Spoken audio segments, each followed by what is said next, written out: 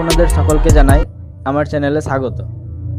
তাহলে চলো এবার আমরা এই ছোট্ট ভিডিওটি থেকে কিছু শিখে নেওয়ার চেষ্টা করি। ধরো তোমাকে কেউ জিজ্ঞাসা করলো যে তুমি এখন কোন শতকে বাস করো, তখন তুমি যদি উত্তর দিতে না পারো তাহলে সেটা বেশ একটা লজ্জার বিষয়, তাই তো? তাহলে সেইগুলো জানার জন্য তোমাকে প্রথমে জানতে হবে যে ইতিহাসের যে সালগুলো গণনা করা হয়, সেই সালগুলো গণনা করার সময় যে হিসাব ধরা হয় সেই হিসাবটা যীশুখ্রিস্টের জন্মের শুরু থেকে ধরা হয়। তাহলে সবার প্রথমে তোমাদেরকে জানতে হবে যে খ্রিস্টাব্দ বা খ্রিস্টপূর্বাব্দর এই গণনার হিসাবের সংজ্ঞাটি কী। তাহলে তোমরা দেখবে নিচে আমি দিয়ে দিয়েছি এই সংজ্ঞাটি, তোমরা এখানে খাতায় নোট করে নিতে পারো অথবা তোমরা এটাকে স্ক্রিনশট করে রেখে দিতে পারো। তাহলে চলো এবার আমরা পাঠ্যপুস্তকের অন্তর্বর্তী আলোচনার দিকে এগোই। তাহলে আমাদের আজকের পড়া হচ্ছে খ্রিস্টপূর্বাব্দ ও খ্রিস্টাব্দ নিয়ে আলোচনা।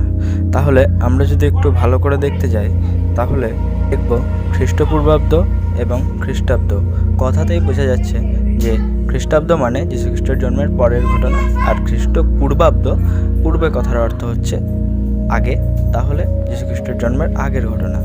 তাহলে এটা নিয়ে আমাদের আজ আলোচনা। আশা করব এতটা বুঝতে কারোর সমস্যা হয়নি। এবার আসছে আসল ঘটনাটা, যে আমরা খ্রিস্টপূর্বাব্দের সালগুলিকে কিভাবে আমরা ধরব। তো আমরা যেভাবে এখানে 2019-এর পর 2020 আসে সেই রকম সেখানে কিন্তু হয় না। সেখানে যীশুখ্রিস্টের জন্মের যে সাল তারপর থেকে যত পাস্টে যেতে থাকবো, যত অতীতে যেতে থাকবো তত সাল বাড়বে, আর আমাদের যেটা যীশুখ্রিস্টের জন্মের অতীতে যাব তত সাল সংখ্যা কী হবে, কমবে। মানে 2020 থেকে যদি আমরা 1 বছর আগে যাই তাহলে 2019 হবে। সেরকম কিন্তু যীশুখ্রিস্টের জন্মের আগের রকম হবে খ্রিস্টপূর্বাব্দের সময়ে যত অতীতে যাব তত সাল সংখ্যা বাড়বে। এবার কথা হচ্ছে যে আমরা বুঝবো কী করে যে আমরা এখন কোন শতকে আছি বা কোন দশকে আছি। তাহলে শতক মানে আমরা সকলে জানি যে 100, আর দশক মানে 10।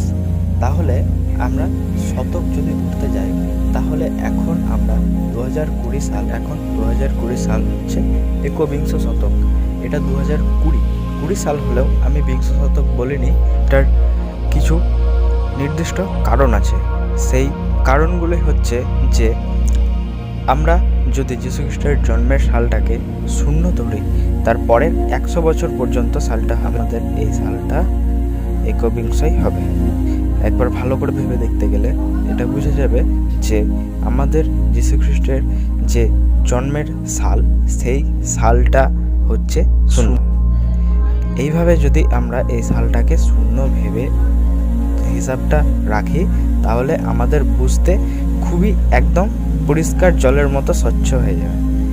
তাহলে তোমরা এখানে স্ক্রিনে কিছু ছবি দেখতেই পাচ্ছ যে ওইখানে আমি ছবিতে এটাই বোঝানোর চেষ্টা করেছি যে সেইখানে যীশুখ্রিস্টের জন্মের সালের আগের বা পরের সেই সমস্ত কিছু ছবি দিয়ে যে এইগুলো সেই সময়কার ঘটনা। আর এবার কথা হচ্ছে যে দশক। তাহলে আমাদের যে দশক আছে তোমরা ইতিহাসে পড়তে গিয়ে অনেক জায়গাতেই পেয়েছো যে 1940 এর দশকে ভারত দেশ স্বাধীন হয়েছিল।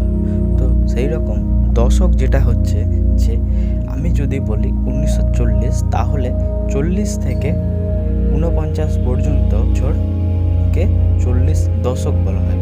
তো 1940 দশক ওই সবকটা বছরকে বলা হয় একসঙ্গে। সেই রকম তাহলে এখনকার আমাদের বর্তমান সময়ের যদি দশক বের করতে হয় তাহলে আমরা এটাই বলব যে এখন আমরা যে দশকে বাস করি সেইটা হচ্ছে 2020-এর দশক। বুঝে গেছে? তাহলে বন্ধুরা, যদি আমার ভিডিওটি ভালো লাগে থাকে তাহলে তোমরা আমার ভিডিওটি শুধুমাত্র ভালো করে মনে রেখো